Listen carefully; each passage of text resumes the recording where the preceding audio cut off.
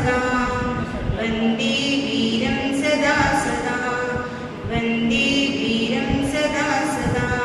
जय बोलो पंच परमेश्वरी भगवान की, जय बोलो देवादी देवी कदरान श्री आदिनाथ भगवान की, जय बोलो अंतिम तीर्थी वर्धमान महावीर स्वामी भगवान की, जय बोलो परम पूज्य आचार्य भगवान श्री वसुनंदी जी गुरुदेव की, जय बोलो परम पूज्य आचार्य भगवान श्री कर्मविजयानंदी जी गुरुदेव की, जय बोलो परम पूज्य आचार्य भगवान श्री आदि सागर जी महावीर कीर्ति जी विमल सागर जी सर्वदी सागर जी गुरुदेव की, जय बोलो परम पूज्य आचार्य भगवान श्री सुंदर सागर जी गुरुदेव की, जय बोलो परम पूज्य शुल्लक श्री क्षेमंकर नंदी जी गुरुदेव की, जय बोलो परम पूज्य शुल्लक श्री विशंकर सागर जी गुरुदेव की,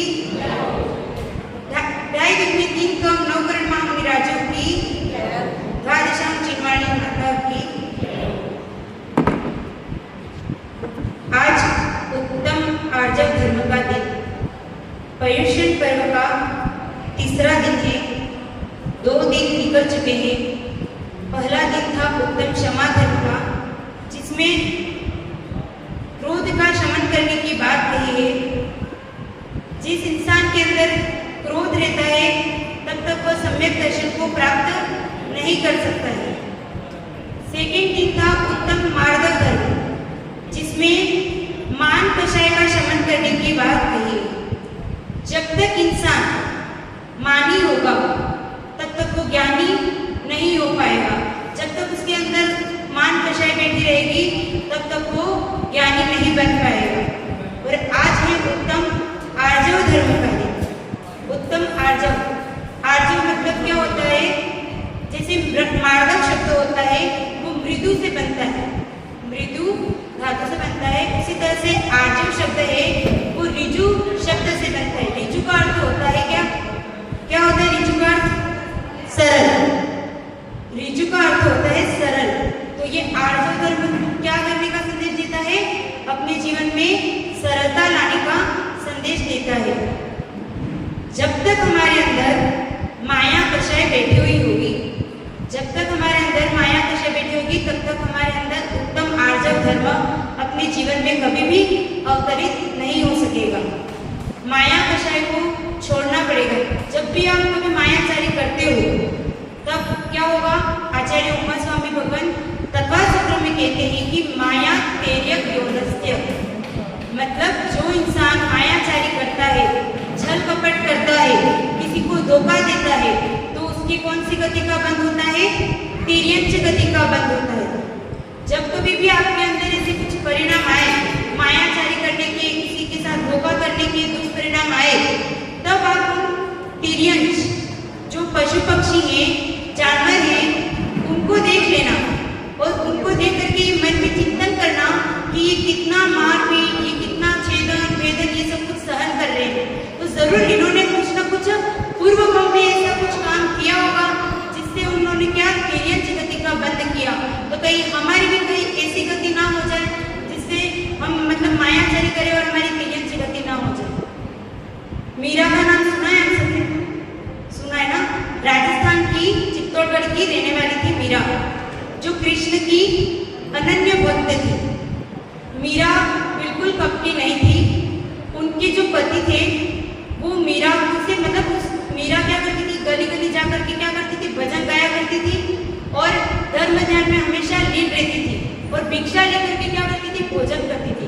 उसके पति को ये पसंद नहीं था कि मेरी जो है ठाकुराई है वो घर घर जाकर के भोजन करे। तो उन्होंने ये सोचा कि मैं इसको क्या कर दूं?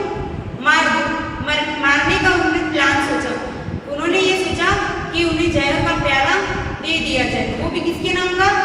श्री कृष्ण के नाम का जहर का प्याला दे दिया जाए। उन्होंने अपने नौकरों से कहा कि आप ये मीरा को जाकर के ये प्याला दे आओ और ऐसा कहना कि ये राज घराने का प्रसाद है। तो मीरा ने तो ये सोचा कि ये तो कृष्ण का प्रसाद है और कृष्ण की वह अनन्य भक्त थी, इसलिए उन्होंने वो क्या प्रसाद खा लिया। अब उन्होंने तो जहर का प्याला पिया था, लेकिन वो जहर भी क्या बन गया? अमृत बन गया। अब मीरा को तो ये था, वो तो कपटी नहीं थी, सरल स्वभावी थी। इसलिए कहते हैं कि जो इंसान जैसा होता है वह सामने वाले को भी वैसा ही दिखता है। अगर कोई इंसान कपटी होता है तो सामने वाले को भी वो वैसा ही दिखेगा। कोई इंसान अच्छा होगा तो सामने वाले को भी वो अच्छा ही दिखेगा। उसी तरह से मीरा भी क्या थी, सरल स्वभाव थी, इसलिए उसको ये नहीं पता था कि मेरे को कोई जहर का प्याला दे रहा है। उसने तो वो अमृत समझ करके, कृष्ण का प्रसाद समझ करके पी लिया और मीरा अमर हो गई। और उनका पति देखते ही रह गया कि ये तो मीरा, ये तो मैंने इसे जहर का प्याला दिया था फिर भी तो नहीं मरी।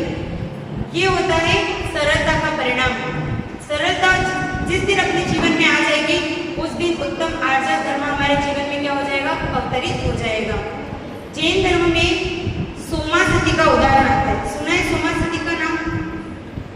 सोमा सती के पति ने उसको एक घड़े में उनको हार समझ करके, मतलब नाग दिया था, हार के रूप में दे दिया। अब सोमा सती ने तो उस नाग को हार समझ करके जैसे ही पहनने की कोशिश की तो वो नाग जो था वो तो हार बन गया। और जब सोमा सती ने देखा कि ये तो हार बहुत सुंदर है तो क्यों ना मैं इसे अपने पति के गले में ही पहना दूं। उन्होंने वो हार पति के गले में पहनाया तो वो हार क्या बन गया, वापस नाग बन गया। और उसने उसके पति को डस लिया और उसका पति मर गया।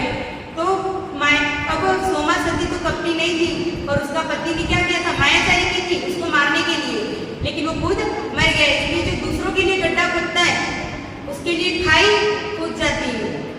आचार्यों ने मायाचारी के 5 भेद होता है। पहले नंबर की मायाचारी होती है निकृति मायाचारी। निकृति मायाचारी में व्यक्ति किसी भी तरीके से, उल्टा सीधा किसी भी तरीके से इंसान को ठगने की कोशिश करता है। एक कथा है जिसमें एक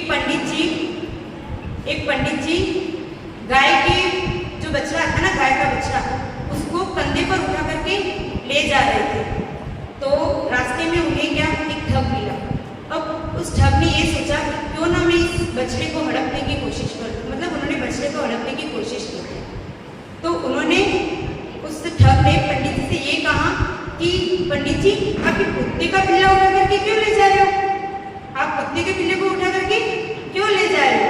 तो पंडित जी ने कहा अरे तेरी आंखें खराब है क्या, तेरा दिमाग खराब हो चुका है क्या, मैं तो गाय के बछड़े को उठा करके लाया। अब ऐसा कर करके पंडित जी आगे बढ़ गए।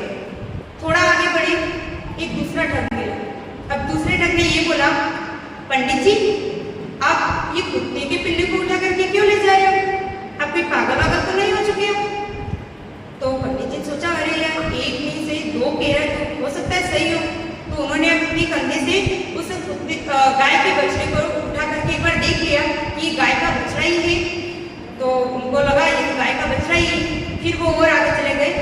तो थोड़ा आगे गए, उतने में फिर से तीसरा ठग मिलता है।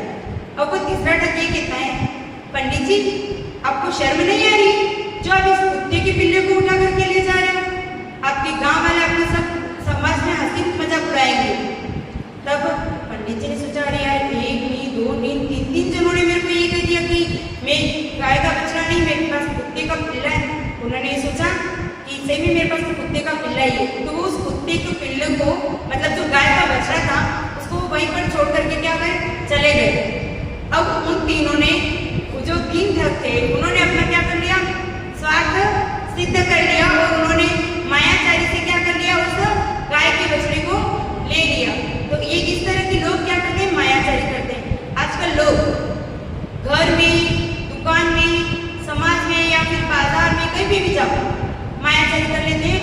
वो तो एक तरह से सही है, लेकिन मंदिर में भी आजकल तो मायाचारी करते हैं। भगवान के सामने जब भी आते तो क्या कहते हैं, भगवान मेरा ये काम सिद्ध हो जाए, भगवान की मैं इतनी माला जाप करूंगा, मैं ये करवाऊंगा। तो अपन ये भी क्या एक तरह से धर्म के नाम पर अपन क्या कर रहे हैं, मायाचारी कर रहे हैं। एक सांप होता है, जब वो चलता है तब वो कैसे चलता है, टेढ़ा मेढ़ा चलता है ना सांप। लेकिन जैसे ही वो बिल में प्रवेश करता है तो कैसे करता है, उसको सीधा होना ही पड़ता है। उसी तरह से जब भी आप दुनिया में रहो तो भले ही आप टेढ़े बन करके रह जाओ, लेकिन जब भी धर्म की बात आए, जब भी अपने जीवन में अपने आत्मा के अंदर उतरने की बात आए, तब सरल बन करके रहो। तो सेकेंड नंबर की मायाचारी आती है प्रणति नाम की मायाचारी। प्रणति नाम की मायाचारी में व्यक्ति धर्म के नाम पर क्या करता है? धर्म के नाम पर क्या करता है? मायाचारी करता है। रावण का नाम सुना है? रावण ने क्या किया था? रावण ने क्या किया था? सीता का हरण किया था। किसके वेश में किया था? साधु के वेश में उन्होंने सीता का हरण किया था। मतलब धर्म के नाम पर उन्होंने क्या की? मायाचारी की। एक कहानी आती है, दृढ़ सूर्य नाम का चोरों का सरदार था। उन्होंने शुल्लक जी का वेश बनाकर एक जिन भक्त सेठ के चेताले के अंदर वैडूर्य मणि लगी हुई, उस वैडूर्य मणि को चुराने की कोशिश की। वो भी किसके वेश में? शुल्लक जी के वेश में, मतलब साधु के वेश में उन्होंने क्या की? मायाचारी की। तीसरे नंबर की मायाचारी आती है उपधि नाम की मायाचारी। उपधि नाम की मायाचारी में क्या होता है? जैसे किराने की दुकान में लोग क्या करते हैं? जो असली घी आता है उसमें क्या मिला देते हैं? डालडा घी मिला देते ना। असली में नकली वस्तु मिला करके बेचते हैं। हल्दी आती है, हल्दी में क्या कर देते हैं? पीली मिट्टी मिला देते हैं। काली मिर्च में क्या करते हैं? पपीते के बीज मिला देते हैं। तो इस तरह से मायाचारी करते हैं, असली में नकली वस्तु मिला करके बेचते हैं। तो ये होती है उपधि नाम की मायाचारी। चौथे नंबर की मायाचारी आती है साती प्रयोग नाम की मायाचारी। साती प्रयोग नाम की मायाचारी में क्या होता है? व्यक्ति दूसरों की जमीन जायदाद को हड़पने की कोशिश करता है। जैसे कोई दो भाई है, उनमें से किसी भाई के पास में ज्यादा जमीन है, तो वो उसको क्या करता है? हड़पने की कोशिश करता है। तो ये होती है साती प्रयोग नाम की मायाचारी। और पांचवें नंबर की होती है प्रतिकुंचन नाम की मायाचारी। उसमें व्यक्ति क्या करता है? जैसे अपन दिन भर में बहुत सारे पाप करते ना, लेकिन क्या भगवान के सामने उनका प्रायश्चित लेते? नहीं लेते। अपने अगर कभी ऐसा कुछ पाप हो गया होगा, कोई हिंसा हो गई होगी अपने से, किसी बड़े जीव की जाने अंदर नहीं सही पर हिंसा हो गई होगी, तो हम क्या भगवान के सामने आकर के उनका प्रायश्चित देते या गुरु के पास में जाकर के प्रायश्चित देते? नहीं लेते। उस टाइम अपन क्या करते थे? अपने दोषों को छिपा लेते। तो ये भी एक तरह से क्या है? मायाचारी है। ये पांचवें नंबर की प्रतिकुंचन नाम की मायाचारी है। 5 प्रकार की मायाचारी होती है: निकृति, प्रणधि, उपधि, साती प्रयोग और प्रतिकुंचन नाम की मायाचारी। आप सरल रेखा खींचते हो तो कैसे खींचते हो? सीधे अगर आप हाथ से खींच पाते हो, स्केल लेते हो ना, स्केल से ही खींच पाते हो। अगर हाथ में जरा सी भी अगर चंचलता होती है तो अपन क्या उस लाइन को खींच पाते? नहीं खींच पाते। लेकिन अगर टेढ़ी मेढ़ी रेखा खींचनी हो तो अगर कोई लंबे वाला पैरेलल जैसा भी अगर इंसान होगा तो वो भी क्या कर लेगा? खींच लेगा। उसी तरह से जब तक हमारे मन, वचन, काया के अंदर चंचलता होगी तब तक हमारे जीवन में सरलता नहीं आएगी, तब तक हमारे जीवन में कुटिलता बनी रहेगी। कार्तिकेय अनुप्रेक्षा में एक श्लोक आता है, जम चित्तेन वक्कम न कुणदिवक्कम न जंपदे वक्कम नैवो वदीनियस्त आस्वादमो नमो तस्त। इसका मतलब ये है कि जम चित्तेन वक्कम मतलब जो न तो कुटिल चिंतन करता है, मतलब मन में किसी के बारे में बुरा सोचता भी नहीं है, जो न कुटिल चिंतन करता है, न मन से न शरीर से वो कुटिल चिंतन करता है, न कुटिल बोलता है, न अपने दोषों को छिपाता है, तो वह क्या होता है? आर्जव धर्म। अपने दोषों को छिपाना भी नहीं चाहिए। मायाचारी करने का परिणाम आप जानते हो, तिर्यंच गति का इससे बंध होता है। एक बंग देश में सेठ रहता था। वो सेठ बहुत ही दयालु और दानवीर था। उसकी ये आदत थी कि जब भी वो भोजन करता था उससे पहले वो गरीबों को, अनाथों को भोजन खिलाया करता था। एक दिन सेठ जी को किसी काम से बाहर जाना पड़ा गांव से, तब उसने सेठानी को बोल दिया कि आप मेरी ओर से भोजन करवा देना। अब सेठानी जी ये सोच लिए, अरे मेरे से ये रोज रोज भोजन बनवाते और मेरी रसोई को तो पूरा किसी न किसी से दान करवा देते ये रोज रोज। आज तो मैं जो भी मेरे पास में आएगा मैं उसको अच्छे से सबक सिखाऊंगी।